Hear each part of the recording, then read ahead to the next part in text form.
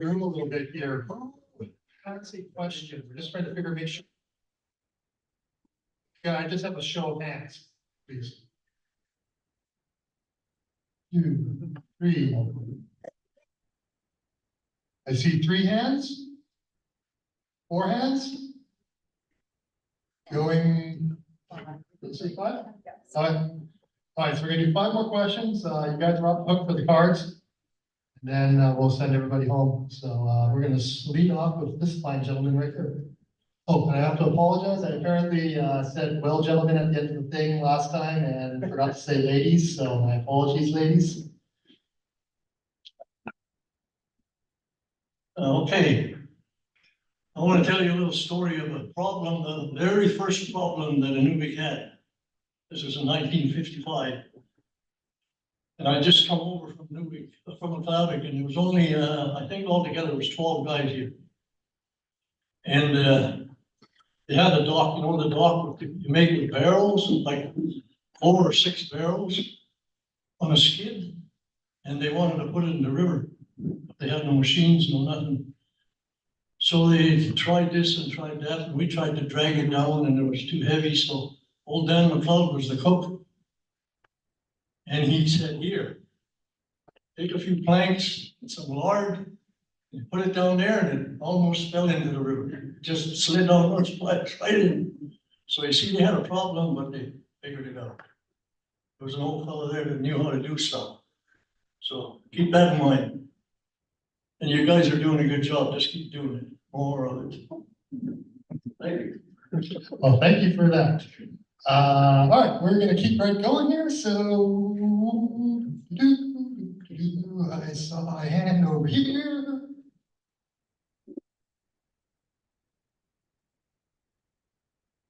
Good day, ladies and gentlemen. My name is Bashir.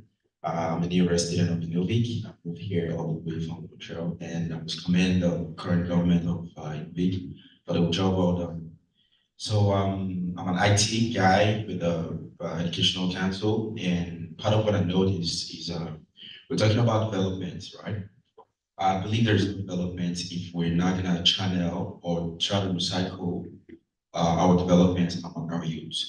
I can see the good job that's done in history for their kindergarten and high school.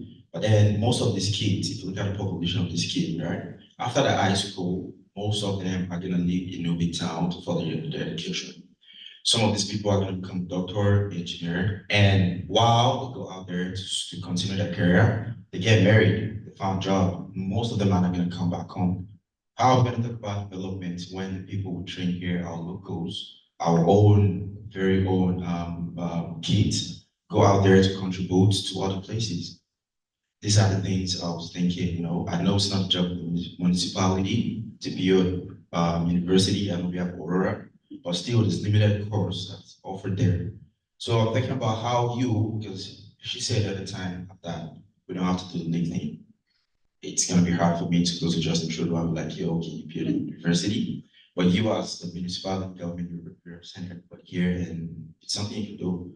How are you planning to liaise to bring, you know, things like university and things like that to stop the people from here from making, for having a very, very good reason? You can't stop people from living fine, but then you could at least provide, you know, things that will at least justify the reason for them staying here, and which would extensively bring about development to the community.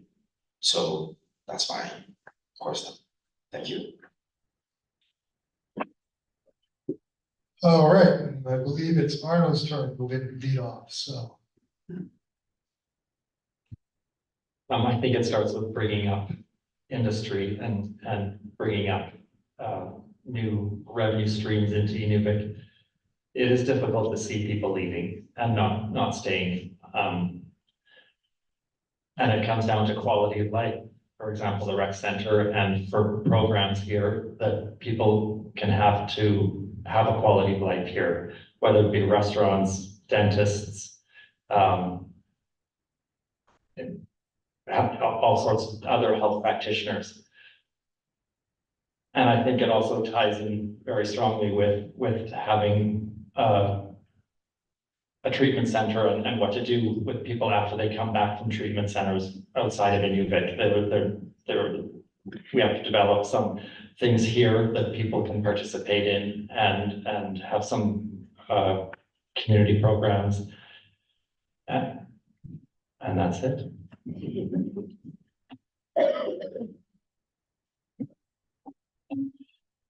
Well, it's sad to see our kids grow up and leave, that's for sure. Education, we need to grow, we need to educate our children and realize that leaving and going to secondary school, coming back, we have to make something attractive here for them. And if you start looking around, as what I mean in attractive, as Aurora College needs to expand their programs, not have only 3 programs, they gotta have a dozen programs that relate to industry in this community. That's working with the government, looking at more IT training, more stuff you can do online that can be held here in the community. There's so many things you can do to attract our children to come back home after their education. It's cost a lot, but we're growing, and this is what we gotta do, is we gotta push Aurora College to put more programs here. I'm not sure I understand your question. It was, are we as a council gonna do to increase post-secondary education? That is something that we'd have to work in collaboration with the Inuvik, which in Aurora College, Aurora Research Institute, GNWT, and we take, as a council, we can suggest and put forward ideas, but it has to come from the people that are actually providing the courses to increase them and make it more attractive for the youth. Yeah, in the past, the Aurora College was big and there is a campus here in Inuvik, but now with the beautiful building we have, it depends on the Aurora College to bring courses here. But I really looking for young men to take the apprenticeship programs and if there is enough student for that program, Aurora College will come. They will open their classes for that, and the industrial companies, they will hire them and work with them to upgrade it. But in terms of academic faculties, that is in bigger university down in the big cities, and we hope for the best for the kids to come back. Thank you. Thanks for your question. I think there's 2 parts in the question that you've asked. The first is really around job readiness. How do we ensure that residents of our community are provided with educational opportunities, whether apprentices or through traditional post-secondary education, that they can take right here within our home community? That can only be done through the town of Inuvik with partnership with GNWT to talk about bringing back programming to Aurora College and to advocate for our residents to try and form those connections in a stronger way. Many years ago, there was an education committee in town that included IRC, GTC, the town, and GNWT, and it was very successful in bringing new programs to our community. We should consider bringing something like that back again to open up communication for that. Another element to answer your question, individuals want to come back to a community that's vibrant, that they have a sense of place, and that they feel like they have a sense of belonging. And this can be done with some of the work around recreation, mental health, well-being, and social cohesion.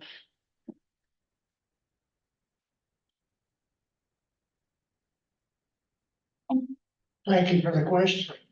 What can we do? Well, I'd like to see a lot more coordination with Aurora College in the areas of IT, college trades. We need to coordinate something with the satellite station and the research center and see what jobs that they see are coming in the near future. We also have to have a close working relationship with some of the construction companies, the local businesses around town. Personally, I'd like to see more trades training. With the runway extension, the new building constructions that are going on in town, we're gonna require tradesmen for the next 3, 4, 5 years. The ones we have in town are already working. So it means in a lot of cases, we're going to be bringing people in for a specific project. When the project is done, they leave. Those jobs should be going to local people. So that's what we have to do, make the town a lot more attractive and get the education levels up to where they should be. Thank you. Thanks for the question. It's certainly important that we keep our young people in the community, especially people who have grown up, kids who have grown up here. They're likely to stay a lot longer than somebody who drops in from Toronto. The college can play a key role, but it needs to have programs where there's jobs. We need finance, we need IT, natural resource tech programs, heavy equipment operating, and some of the trades programs. But we also need affordable housing and then jobs for those people to get once they do get the education. And an active, healthy community is something people are looking for. And it's a lifestyle we have here. People in Vancouver, Toronto, Edmonton, Calgary don't go home for lunch. We do. It's a lifestyle. And it's something that we should be proud of and something we should promote. You can, I mean, your commute time is 2 to 3 minutes. Getting to work if you drive, 5 minutes if you walk. We need to promote that. Thank you. I moved to Inuvik in 1998 to teach at Aurora College. I was teaching social work and later criminal justice. At that time, it was one of the most vibrant educational institutions I've ever been at. And we need to go back and advocate with the government of the Northwest Territories to make that happen again. We had academic programs, we had trade programs, we had technology programs, we had apprenticeship programs, we had everything you can think of. We were the only college in the world, by the way, at one point offering an oil drilling course on how to go out and drill an oil well that looked like natural gas was going to boom on us. So it has the ability to do amazing things, which not only brings people here, it keeps our young people here. And I think we need to go after the GNWT and have them decide what they're going to have Aurora College be, and that a fair share of that is here in Inuvik. Thank you.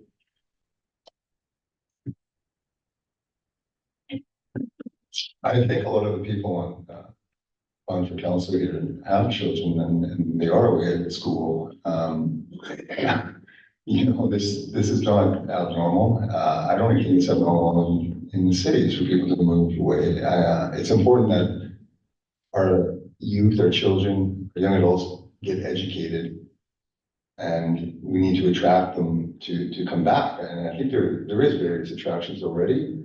But yeah, Aurora College is very important, or has a very important role in this. For me, and lots of people have touched on it, but the trades is heavy demand, particularly in the Inuvik and in the region. And I think it will continue to be, not for 4 or 5 years, but for a very long time. I think they've tried. I don't know why it hasn't succeeded, but I think we're going to have to continue to try to advocate for this. Thank you.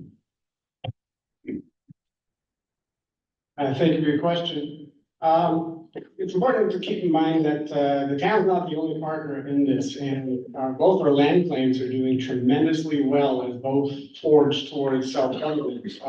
Both have almost doubled their staffs in the last 3 or 4 years coming out of COVID, and both have plans to, in fact, increase even more staff. And that was always part of the whole idea about the land claim and self-government, where it was create the environment so that people will come home, because we will have good paying quality jobs here in our self-government. So there is good work being done on that front. On the Aurora College end, absolutely, I agree with almost everybody on this panel. There are certain areas that we certainly have lack in.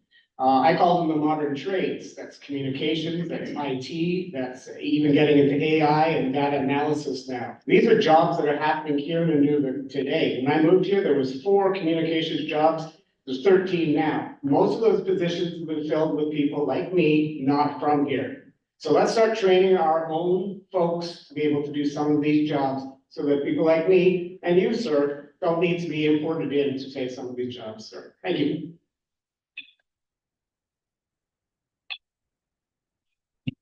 And for retaining people or bringing them back, we have to make it affordable. To make it affordable, again, smart spending and something to come back to. the rec complex, the hospital, things that we can provide that other communities don't have.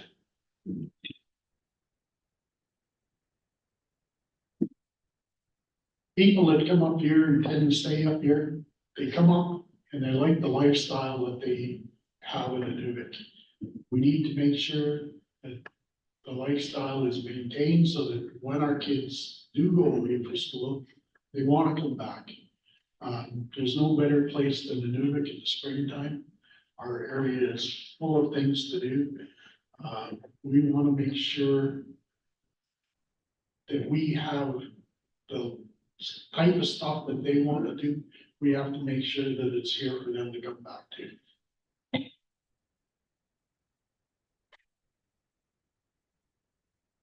I think that, in the economic development sector, we could, encourage local entrepreneurs to acquire skills in emerging sectors such as renewable energy and technology, which are critical to, diversifying the, Inuvik economy. For instance, local workforce can be trained to work on the new, solar power and the community, and that will be for the municipal growth as well. So we need to encourage those local entrepreneurs to focus on this area. Thank you. Our next question from the audience. Good day, I'm Janelle Cockney. My question and my belief at the moment is that the town council and its mayor are elected to represent the community residents as a whole and advocate on behalf of our community. I would like specifics on how we plan to deal with and advocate for our community on high taxes, high poverty rates, homelessness, mental health, and accessible community services. And we'll lead off with Alex, or Whitney this time. So I keep looking at your name tags. For sure, in the municipal scope, I plan to advocate for the community by reaching out to the residents and ensure that I raise those concerns at the council chambers as much as I can. Thank you.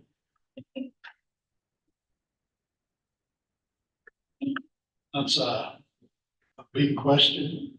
There's lots of work to do to advocate for all kinds of groups in the town here.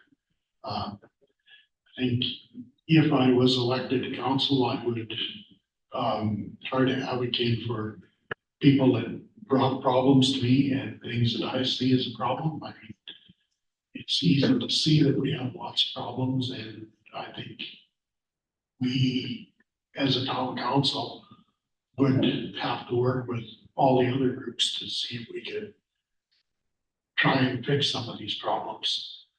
That's all I've got.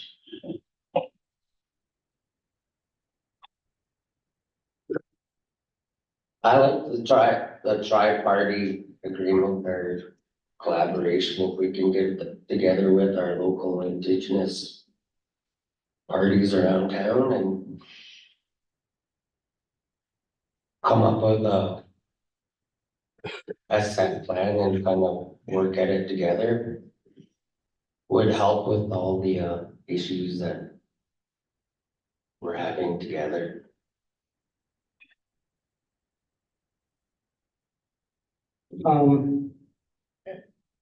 Right now, I certainly believe in a fair and balanced community where everyone's got an equal shot at anything in this community, including getting relief on taxes and things like that as well. In advocating for different groups in town, as Rick kind of alluded to, some of it has to come from the public as well. I've just got off a term of council for 3 years, and there wasn't a lot of approaches individually, and for me as a councillor. Perhaps other councils have different stories. But, you know, in order for us to also be able to know what's going on in your lives, how we can assist, sometimes some reach outs to town council, and in fact, others alluded to before that even showing up to town council sometimes and allowing us to know what your feelings and thoughts and concerns are. Thank you.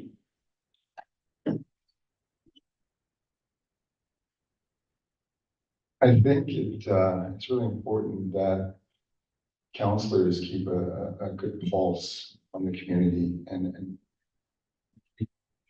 communicate them. We're out there talking to them,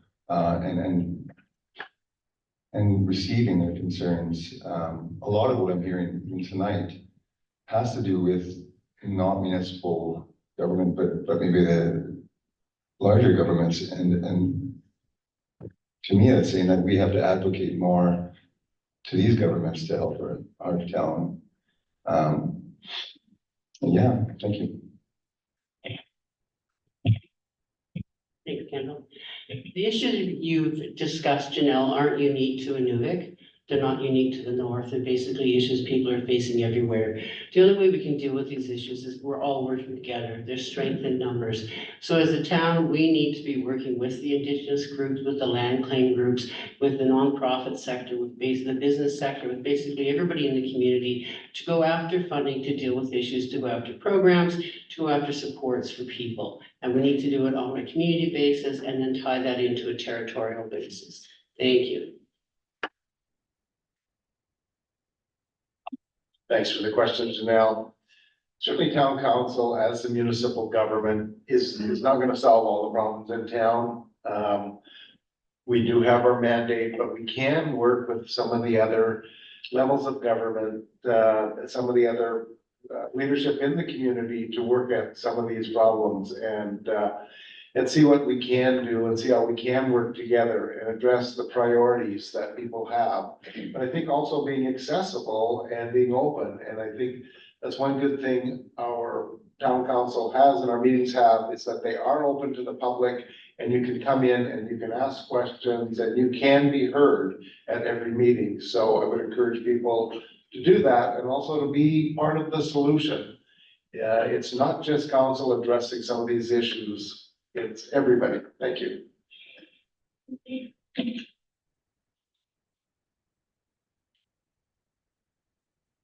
You're right, we have to all work together. If we don't, we're going to be in big trouble. I mean, we're a small town. Your counselors, the mayor, they're your next door neighbor, your family, your friends. If we can't sit down in an informal discussion or even a formal one and bring up our issues, our complaints, maybe even our gratitude in some cases. If we can't do that, then we're in big trouble and no council is going to be able to solve. I've always had an open door policy while I've been mayor. I'll continue to do that. There's not one person that's come to the town office and asked to speak to the mayor that I've refused to see. I can take the bad news as well as the good news. I've always been approachable. Inuvik's my home. I answer to my wife as well, and believe me, she's a lot tougher than you are. So anyway, I'll leave it at that. So thank you. Thanks for your question with regards to advocacy. If I was elected to represent you on town council, I believe the first job is to really be approachable to residents and be open. Part of that openness is not judging the comments and concerns that we're receiving and making sure that we're understanding them fully before we take an advocacy role. A lot of the concerns that you brought up speak to elements of ensuring that all residents have dignity and respect within our community with regards to these social matters. It's important that our advocacy takes a similar role. Many of the issues that you mentioned may not be under the direct jurisdiction of the town itself, but it's our job to make sure that we're providing that voice with our partners, that we're working openly with others, including land claim organizations and all other groups in town, to make sure that we are moving forward, whether that's in securing funding, lobbying together, writing letters of support, or other things. I want to be able to provide that role for you to make sure that you're heard, trusted, and respected. Thank you, Dima. I'm all about community engagement, and I advocate for so many things in the past, and I will continue. And even though the program we create in the Muslim community with the food bank and distributing of the school supplies every year, it comes with a hard work and with outreach to a different other organization. in our community here, and I'm speaking from the heart, the interagency that they are here and we can tap on them, from the level of governments also we can tap on them. The Aboriginal group, they're very helpful also when we reach them and we'll work together. Community engagement. Thank you. Thanks for your question, Janelle. You know me, I know you, you know that I'll be fighting for you, whatever your concerns are for the community as a whole. I think if we all work together, we can make some good things happen.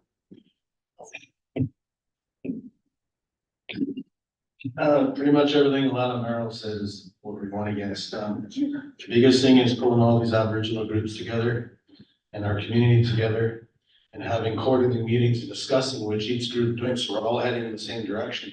Currently, we're pulling in 5 different directions.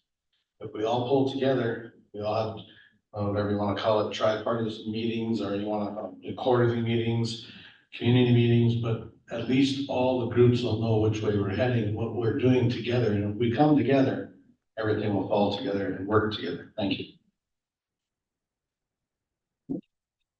I think listening to the concerns of the residents is obviously a key part of it. And also collaboration with all the different groups is really the only way going forward for something like that. All right, our next question from the audience. Good evening, candidates. I have a question regarding environment and climate change. Most of you know I'm all about children as the future, and I worry about the state of our town and the future we're leaving for our children. Some of the data states that some of the most devastating effects of climate change will be in our region. And some of you have mentioned some of the impacts or some of the things you might be wanting to address, but I'd like to hear from all of you. We have territorial plans, we have federal plans. What might the town do to ensure that the town is safe and sustainable in the future with all these changes that we're looking forward to that could be devastating? Thank you. I guess it's Arno's turn to lead off. I think there's huge issues with a lot of communities in the north and especially in the Delta, even with the low water. We've seen it down in the lower communities. They haven't got barges in. We have issues with houses moving, buildings moving. There are huge climate issues, and I guess working with other agencies, other government agencies is those are huge issues that and also like Kurt mentioned about having fire safety. These are some of the things that we could work on to make the place a safer and more sustainable community. That's a very loaded question for this region. Our biggest climate change up here is our water. Obviously, we get our water from the river. That could be a huge problem for us in the future. We got to start looking at dredging. Maybe there's things we have to do to maintain our water, and our water is one of our most important things here right now. As mentioned earlier, fire starting to keep our community from burning down. There's small things we can do to make big changes. You can go on forever on this subject. It just could go on and on and on, from blocking your house to leveling your house to putting pilings in your house instead of blocks. It could just go on and on and on to make it safer. As we go as a town, we do a lot of drainage and ditching. We're looking at fire starting, things that are small things that make a big difference. Anyways, being cut off. Yeah, I just like to agree there with Kurt saying, there is so much, we could spend the rest of the night talking about climate change and what we can do to alleviate it, or at least, slow it down. It's never, you're never gonna stop it completely. But there is different things that we as a council can do in town to try keep it down to a small roar. Yeah, this is a big subject. And just to continue in the answer of the others, the water supply. So I remember in the old days, we used to drink from the Inuvik, and now we're drinking from the river. And still the town will be monitoring that. And with the interagency or work together to sit and write a plan, emergency plan for how to defend the town in case of any disaster happening. But the climate change is evident and it's happening. And our permafrost, even now in our house, we know if every summer there is a little water coming underground. And that's why we need to draw a plan, and the plan is supposed to be collective from all agencies and Aboriginal group with the town. Thank you. Thanks for your question and your concern about the sustainability of our town. Climate change is something that I've already mentioned a few times this evening. The region is warming at a 2 to 3 times faster rate than the rest of Canada. It's alarming what we're seeing around town with regards to our infrastructure, but as well as the individual impacts with regards to mental health, well-being, and sense of place. The awesome part is that this is something I deal with in my day job. So I do oversee programming with regards to adaptation and mitigation measures within the town of Inuvik, as well as across the entire Inuvik settlement region with regards to climate change. To do this properly is to partner with others. There's a lot of great work happening from our land claim organizations as well as other groups in town. Remember that youth group that used to be focused on climate change? It'd be wonderful to revitalize that again as well. But what I would say is that if elected as your town councillor, I would be committed to incorporating climate and environment into all of our town decisions and to understand how the decisions that we make will have a profound and long-term impact on infrastructure. Thank you. Thank you for that information, and if we're elected and re-elected, I'm going to listen to her quite a bit because she's an expert on this. Anyway, the town is doing their part as far as reducing our impact on climate change. If you look in town, there's actually going to be 3 major solar farms here. There's one out on Navy Road right now. The town is putting in a huge one to power this building. And there's a smaller one which supplies power to a northern store. So we're on the way. That combined with the windmill and the Inuvik developing M18, which will supply natural gas, we should be completely away from diesel in Inuvik in the near future. We're doing the best we can as far as the infrastructure itself goes. We're digging our pilings a lot deeper than we used to lessen the impact. Anyway, my time's up. Peter. Thanks.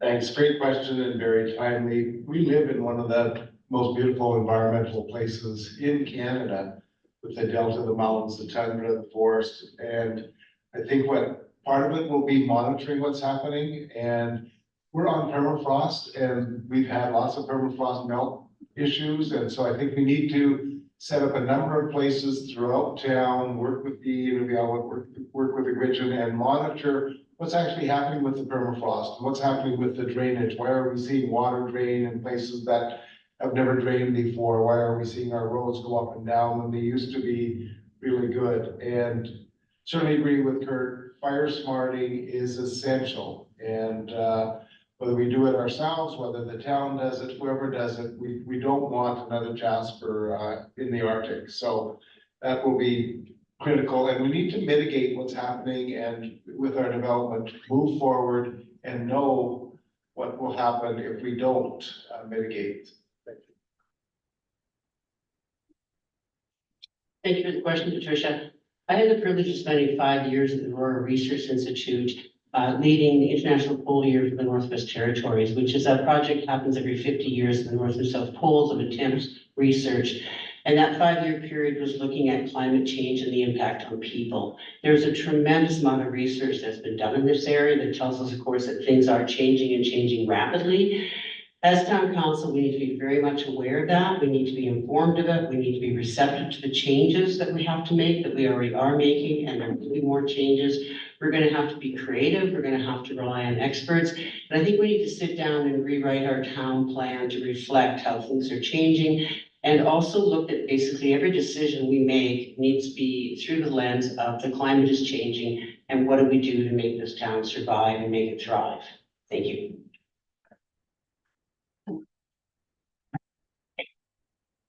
So climate change is a hot topic all over the place. But locally, it's affecting our infrastructure a great deal. I think we have to follow the science. We have to consult with experts. And I mean, our pool or complex again is probably has some relation to this.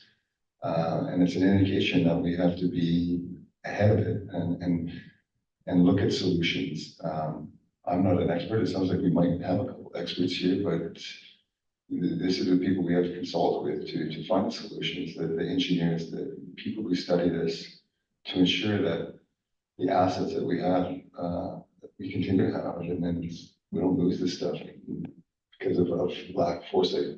Thank you. Thank you for your question, Patricia. From a municipal standpoint, I mean, there's lots of things we can certainly look at, that again, sort of fall in their jurisdiction. It may sound sort of simple, but it is looking at increases in budgets for things like snow removal. These are things that are happening to us currently because of climate change and costing us right now. So it is looking at things like that, increases in budgets. We are trying to be very proactive, as the mayor mentioned. We are right now just completing 3 solar farms. We are working on the fire breaks. One thing I'd really like to introduce is a Utilidor Engineering and Technology Conference. We're not the only place in the world that builds on permafrost, and there's a lot of other places that have a lot of other ideas about how they move their crap around and how they mitigate building on permafrost. And I really think there can be some international ideas out there that we should start looking into. Thank you.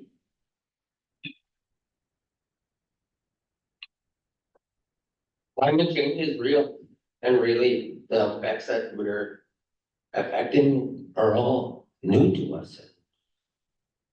We have to reach out to all the professionals that are dealing with it and kind of learn to deal with the mess that we do currently have right now, and maybe lifting the cap on how much solar our town is allowed to contribute to the grid or whatever. That's something somebody needs to look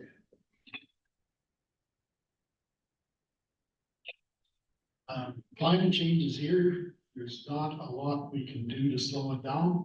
What we can do is learn to adapt to the changes that are coming, find ways to mitigate it, find ways to deal with it, and do the best that we can with the money we have, because there are things we can do, but it's going to cost lots of money, and we have to learn how to spend our money wisely on the choices that we will have.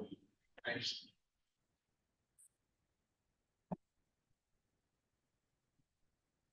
For sure, climate change will impact infrastructure. So what council could start doing is a strategy planning on how we could plan to reinforce the infrastructure for people's safety. And also we could explore, there is a funding called Canada Community Building Funds, which support the core infrastructure for municipalities. So we could start by exploring funding and with also a community strategy to overcome this issue. Thank you. And we have our next question from the audience. Hi, thanks, Carly Schopner. I guess a direct question to addressing climate change, but also cost saving. I'd love to see the town of Inuvik get more on par with the rest of towns and cities regarding recycling, but also secondhand storage, secondhand clothing, and then also composting.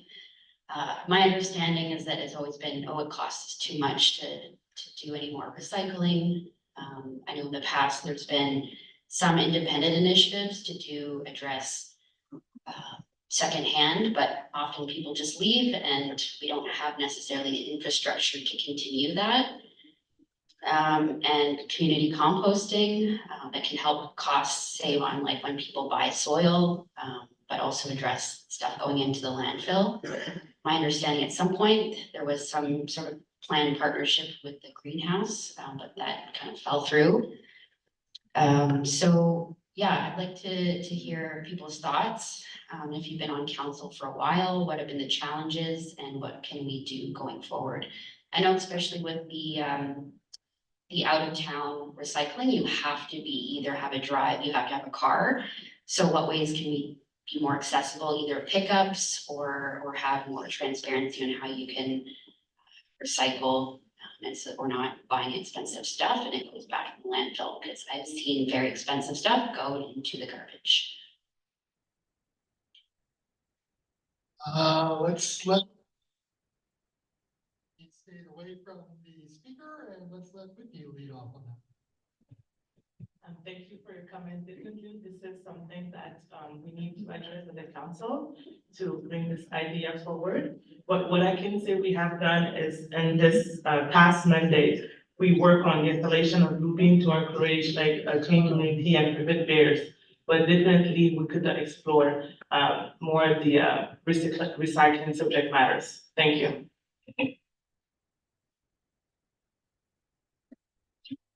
One of the projects that the town has been working on is the fencing of the solid waste site. Once that project is in place and the solid waste site is fenced off, there could be compost piles started there. You won't have to worry about the bears getting into them and stuff like that. And there's also one of the projects that should be looked at is taking all the waste wood that goes into the solid waste site and having it chipped up so that it could be burnt in an incinerator, or not an incinerator, in a boiler. I know up at the Hidden Lake treatment plant, there are not treatment plant, but the valve house up there, they have a wood pellet boiler to heat the building, and it's also capable of using wood chips, so that's something that can be looked at. Thank you.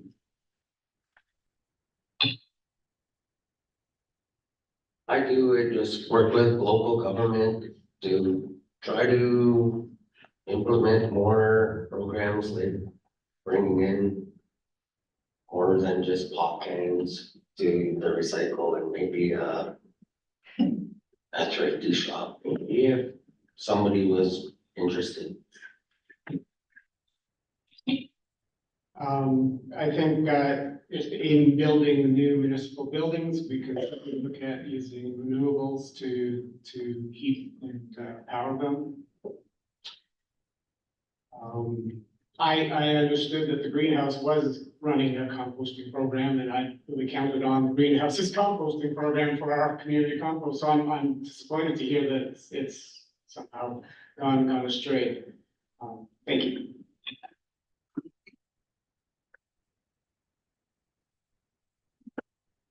I think as a municipal government, some of the small things that make a difference are quite easy. These are things like putting recycle bins, or having more recycle bins available for people to recycle with. I know there's been other programs, and Arnold will probably touch on it. There's been a pilot project with some wood pellets being manufactured locally, which makes sense to me.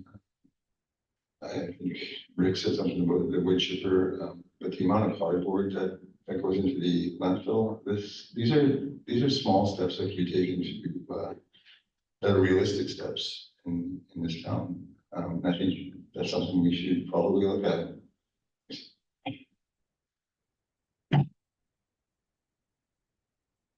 Thank you, Carly. You identified a really important issue, and you're absolutely right. It's person dependent. So we've had all these different programs because there was somebody in town who was passionate about it. They left and everything disappeared with them. And it's an ongoing problem we have, and every small community has. I would like to see us go after money, whether it's a federal funding or territorial funding or a combination, so we can actually create a position within the town staff that's dedicated to the issue, and we can try to find solutions, whether that's also working with nonprofits or the indigenous groups, but we have something that is long-term rather than only as long as somebody lives in Inuvik. Thanks, Carly, for that question. It's a complex issue for sure, and a lot of the recycling that we think we're doing, we're not doing. There's very little that's actually recycled from the territorial government program, probably the aluminum and plastic are two of the things. A lot ends up in the landfill because it's just not feasible at this point to recycle it. But there are some things we can do, and I think some small steps. I'm certainly gonna advocate for another Inuvik Works program, and what that program also did last time, they had a next to new, which recycled tons and tons of clothes, not only within Inuvik, but a lot of those clothes went out to the various communities, and I think that's something that can be done. Probably making the drop off at the dump for the reusable stuff, making that building a lot better would help and make it a little bit bigger, so I think there's some things we can do, and we just have to find out what those are. You're right, there are a lot of things we can do. The next to new shop, when it was open, was great for recycled clothing. Now, unfortunately, everybody who has used clothes or clothes they no longer need, they go in the dump, which compounds the problem there. Composting, I understand from listening that the greenhouse does some of this. We could also be doing it at the landfill once the fencing project is completed. I'd like to get working in conjunction with the research center. They have some great ideas on recycling. As a matter of fact, they just did a project on cardboard waste. I haven't got the results of that yet, but I understand there are uses for that as well, and that's a big part of our landfill. And Peter is right in saying the problem is complex. There's no simple answer, there's no simple solution, but I'm willing to work towards one. Thanks for your environmentally conscious question around reducing an individual's carbon footprint. Thinking about recycling in our town isn't one that's easy to solve immediately. But I do know that we can do a lot more to promote recycling at an individual level and also ensure that there's recycling, that what does get recycled in our town is available on our town facilities. There are some areas like the Ball Diamond where it's easy to recycle, but there's other places within town that it's not even clear where you would put it if you didn't want to carry it around with you. It's important to also think about running a quick carbon offsetting model to try and figure out exactly how much recycling makes sense for the environment from this area, whereas instead focusing on reusing and repurposing what we do pack. You did mention the idea of secondhand clothing stores or the idea of recycling amongst ourselves, which is really about a sense of community and supporting community members who may want to take that on as a business venture. That's certainly within the role of the town.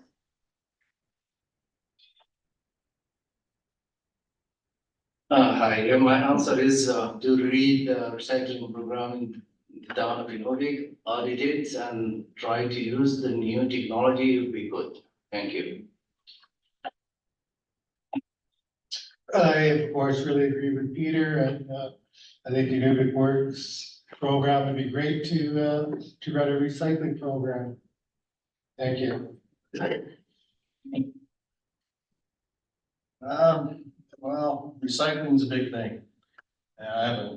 My business actually, I don't really have much to add to it, but for 20 years, Northland's been recycling batteries, aluminum, steel, used oil, and I'm just trying to do my part for the community. And we do a lot of it, actually. We ship it also just on our own accord because we have empty trucks to do.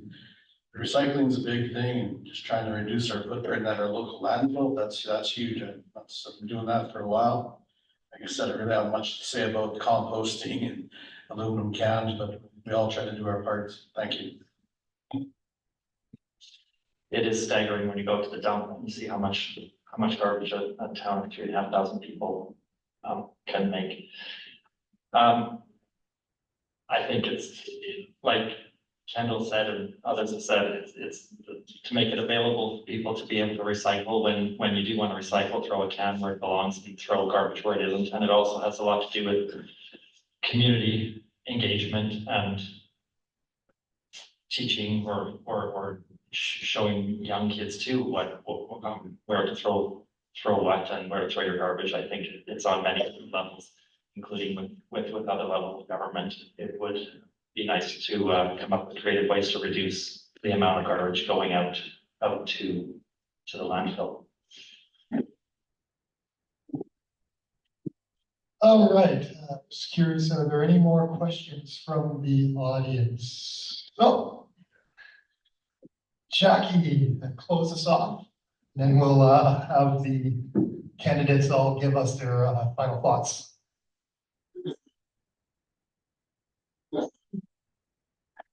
Hi, so first I just want to thank each of the candidates for putting your name forward. We appreciate that. We appreciate your time and your answers. Tonight we've heard a lot of there's everything from climate change to having meaningful engagement with Indigenous governments, to fixing our social problems, to working on infrastructure, to all of these things we've heard tonight.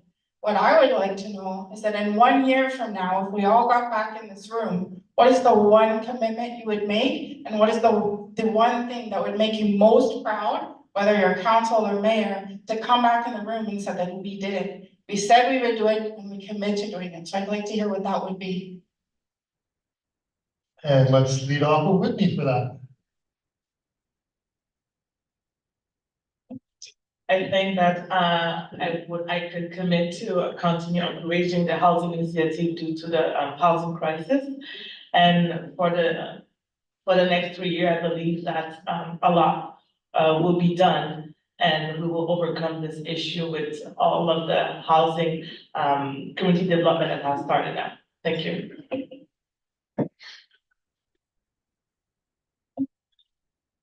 I'm not really sure what to say. I mean, there's a lot that I would like to commit to doing.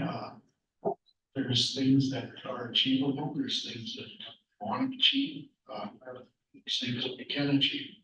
And quite honest, I'm not sure exactly how to answer your question other than I will try to do the best I can if I'm elected to council. That's all I can say. Thank you.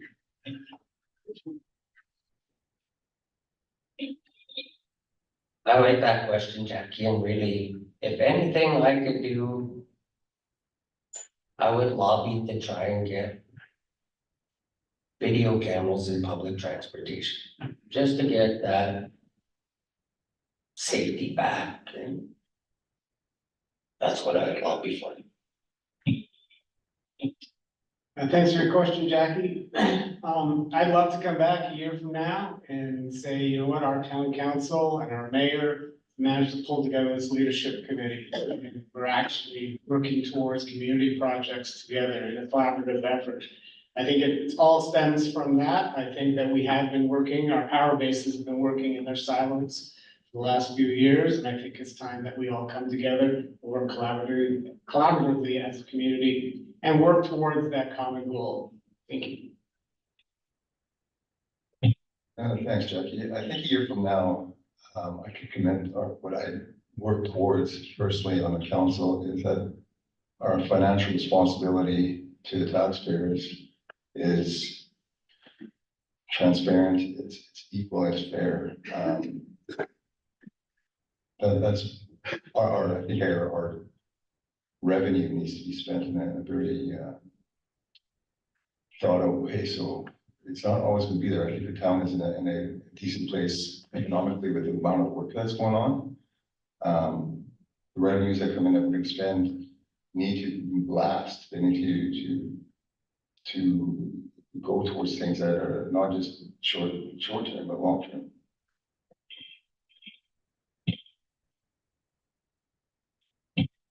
What I hope to see for a year from now is basically the town council has done a groundbreaking job of bringing together the land claims group, the indigenous groups, the businesses in this community, the nonprofit sector, which does a tremendous amount of work that's never recognized or even known about in many cases.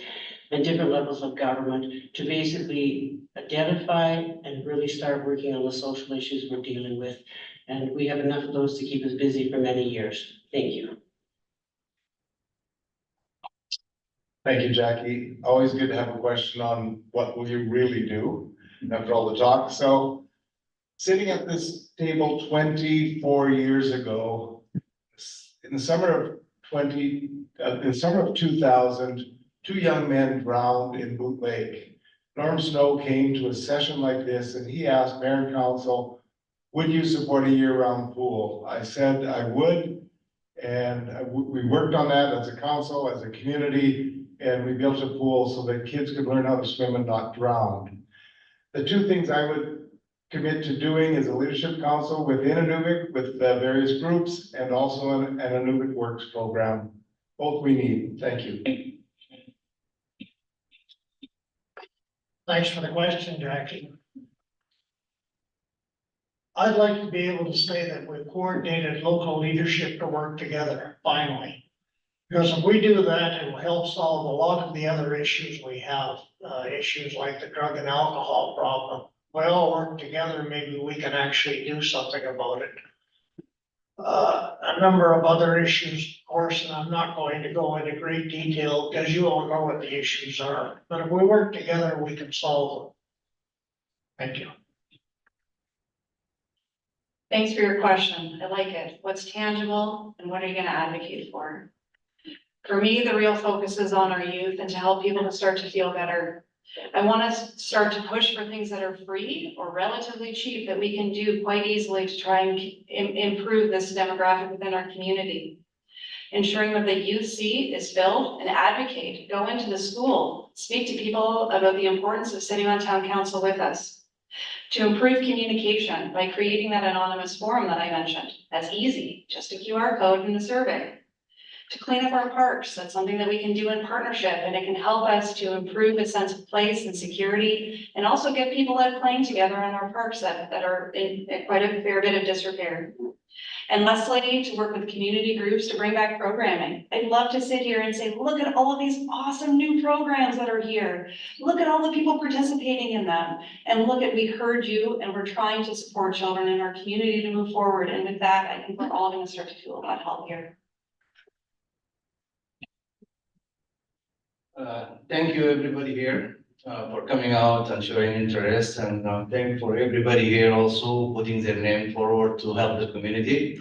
And thank you, Jackie. I enjoy working with you as a coordinator for beautiful events you did in the past, and all these things I'm gonna commit, and we hope to do it together with the recreation department and to bring back the Heritage Day, the one we started a long time ago. With the funding from a heritage fund of the federal government, and that's I commit for it. I'd like to come back in a year and say we've got one person on the street.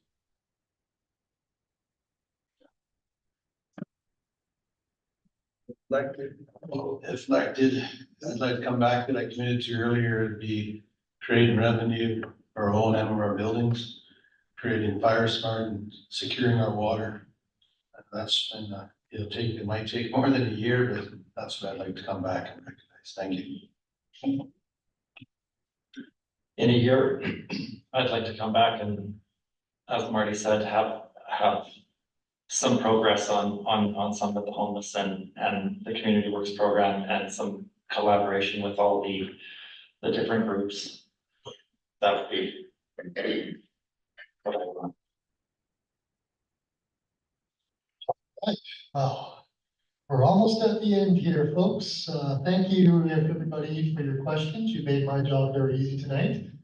Thank you to all the candidates for taking all the grilling. What we're gonna do now is every candidate is gonna get a minute to basically do a final pitch to the people. We're gonna go in reverse order that we opened with. So we're gonna start with Arno and work our way up the councilors alphabetically, and then we will hear from Clarence and then from Peter. So we will begin with Arno at your leisure. Well, as a first time candidate, the learning curve has already started for me. All I really have to say is that I really care for Inuvik. I love it here. I work well with people. I collaborate well, and I would be honored to take the job of counselor. Re-elected, I just carry on what I'm doing. I love my community. I love giving back to my community, and I give it 100% every time. I want to see a few projects go through that benefit everybody equally. And homes are the hardest. Thanks. I want to be fresh set of eyes. I call a spade a spade. I see some bullshit, I'll call it. Please. Thank you for coming all. I'm all about community engagement, and I've been volunteer and worked in different other things in town. I always work from the outside and come and recruit and talk to the council. And I get help from so many council here being for a while there. We all work together and we tackle whatever happened and we talk about it honestly. And our aim is just to be cared for each other, know each other, and to be a community first. Thank you. I first want to say thank you to those of you in the room, as well as those of you online, for spending the last 2.5 hours with us, listening to us, and taking what we have to say to heart. I'm hopeful that over the last decade of interacting with you, as well as over the last few hours, that I've proven myself as someone who really cares, someone who wants to listen to you, someone who respects you, and someone who has the skills, expertise, and background to move forward on your concerns. If I was elected as town councillor to represent you, I would like to commit to incorporating mental health and well-being, as well as climate change and environment, into all decisions that we're making. To be thinking about tomorrow and not just today in the way that we're moving forward. I want to keep my door always open to you, to listen to you and to work with you and to advocate alongside of you. And I also want to make sure that the way that we're moving forward is one that's brighter for all residents. And I'd like to do that as your town councillor. What? I was just waiting for Clarence there. I would like also to thank everybody for being here. It's a lot to give your time. I'd also like to thank the other people running for council. This is a very dynamic group. I don't think we've ever had this many people run. And quite honestly, whoever you choose tonight, I think you're going to have a phenomenal council. It's great to have choices. I would like to continue. I love the work. I greatly enjoy working for the community, contributing as much as I can. And that is your choice if that happens or not. But thank you so much for being here, and please make sure you vote and take somebody else with you to vote as well.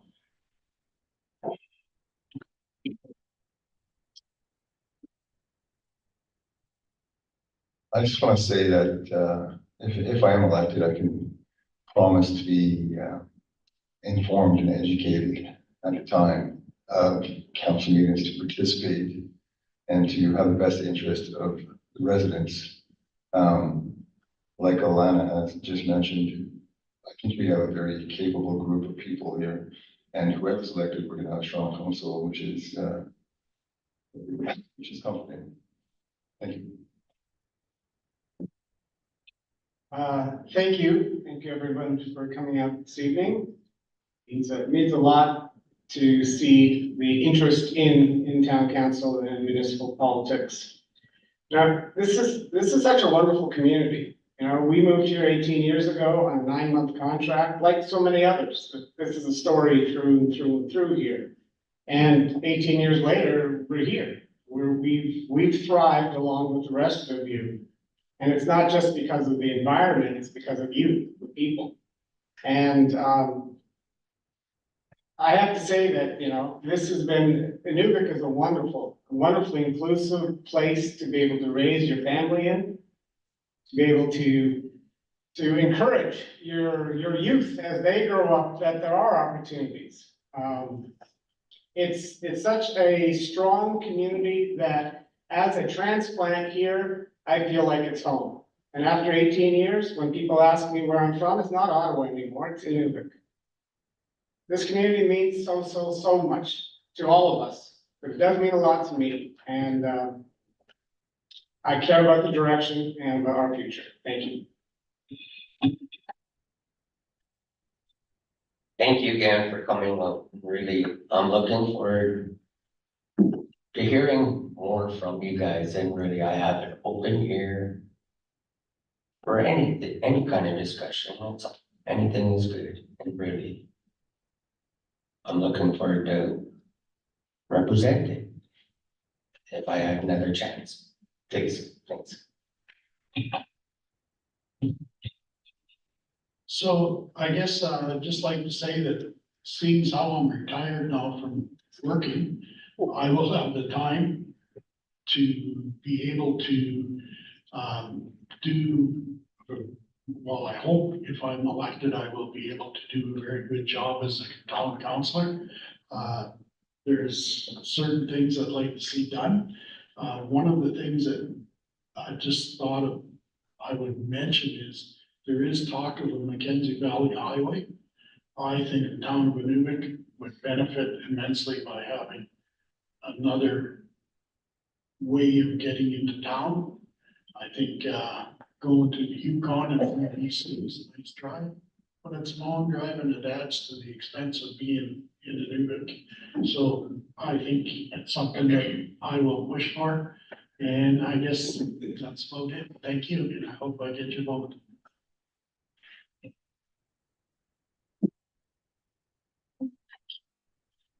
So to conclude, I want to reiterate my interest in consistently continuing the work to improve our community services and make sound decisions that reflect the best interests of the town of Inuvik. The most effective solution comes from working together, valuing the input of residents, local organizations, and other council members. I'm eager to build on our progress to ensure Inuvik continue to be a better place to live, work, and raise family. I value your trust, commit to prioritize what is best for the town of Inuvik. Thank you for your time and interest, and the interest on the town council election process. Thank you. And now Clarence Wood. Starting, I'd like to thank you all for coming. Shows your commitment to the town. Speaking of commitment, I've committed 26 years of my life to town council and being mayor. I wouldn't have done that if I didn't love Inuvik. I've always tried my best for the people of this town. Sometimes it worked, sometimes it didn't, but it was never for a lack of effort. I normally start work about 7:15 in the morning in the office. So people are surprised when they come in and I'm already there. Anyway, I'll continue that, and I want to continue as part of council, particularly the mayor position for the next 3 years. I've seen Inuvik come a long way in the last 3 years. I want to continue that. We're having a mini boom right now as far as construction goes. And I think I've been a part of that. So I'd like to return again. Anyway, I won't go any further. Thank you.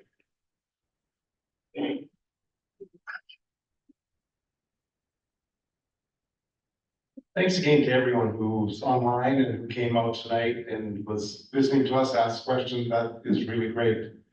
If elected, I would certainly work with the councilors that you select, and we would work as a team. We would work with the town staff. The town has a lot of great staff and they deserve some good leadership. And also a council to identify the priorities for them. If I'm elected, I'll be very open, approachable, fair, and consistent, and certainly open to hearing what people have to say, listening to their concerns, and seeing what we can do as a council to move forward and make Inuvik a better community. My nature is to fix things and solve problems, and if elected, that's what you're gonna get. And that's because that's my nature. And that's something I enjoy doing, and it's something that I will probably continue to do. Thank you very much for coming out tonight. And yes, thank you everybody for coming out tonight. I hope this has been helpful and help guiding your electoral decisions. Election day is October 21st, so I'm gonna hand it back to the boss here. So. Thank you, Eric, for keeping us on track. Thank you, all of the candidates, for your candor and your openness to answer some good questions as well as some insights. We've been taking notes, and hopefully your direction that we get tonight is already going to be started. So we appreciate that. To the public, thank you for coming. Thank you for asking some of those questions. Sorry, it's been a long day. And just remember, October 21st is election from 10 till 8 at night. And tomorrow is the last day for proxy voting in terms of registering them with us. So if you know people who are out of town, make sure you get them to me by tomorrow at 3 p.m. Thank you. Have a good night, everybody. Stay safe.